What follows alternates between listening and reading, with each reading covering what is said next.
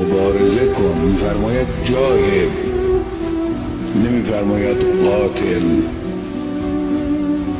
قاتل الکفار و المنافقین همیشه لازم نیست، اما جهاد مجموعه کامل تعالیم الهی خدا سعی میکنن دنیای اسلام را از وحدت خود هر چه بیشتر دور کنن.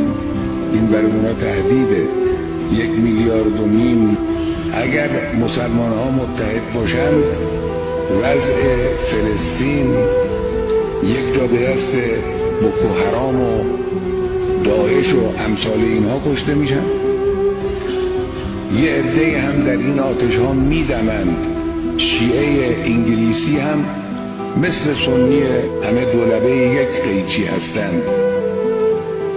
سعیشون این است که مسلمان ها رو به جان هم بیاندازن. این پیام، اما پیام وحدت این است که اینها از این اختلافات عبور بکنن، در کنار هم قرار بگیرن، با هم